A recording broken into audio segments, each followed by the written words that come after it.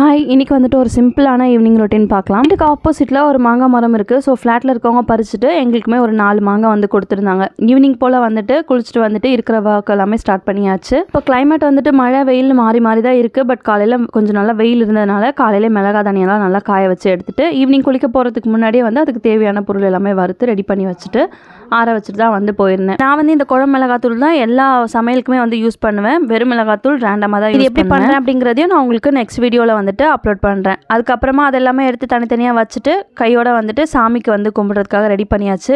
பழைய பூவெல்லாம் எடுத்துகிட்டு சாமிக்கிட்ட ரெடி பண்ணி விளக்கேற்றிட்டேன்.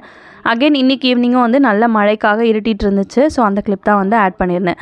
அண்ட் இப்போ வந்துட்டு நைட் டின்னர் ப்ரிப்பரேஷன் ஸ்டார்ட் பண்ணியாச்சு. இன்றைக்கி வந்து கார சட்னி தான் பண்ணியிருந்தேன். கார சட்னியில் நிறைய வெரைட்டி இருக்குது. இது ஒன்று, வெங்காயம் தக்காளி பச்சை மிளகா கருவேப்பிலை கொத்தமல்லி கடுகு சீரகம் தாளித்து வெங்காயம் தக்காளி எல்லாம் கட் பண்ணி வச்சுருக்கோம். அதெல்லாம் மொத்தமாக போட்டு நல்லா வதக்கிட்டு ஆற வச்சு அரைச்சோன்னா ரெடி ஆகிடும். ஸோ நைட் டின்னருக்கு வந்து தோசையும் இந்த சட்னியும் தான்.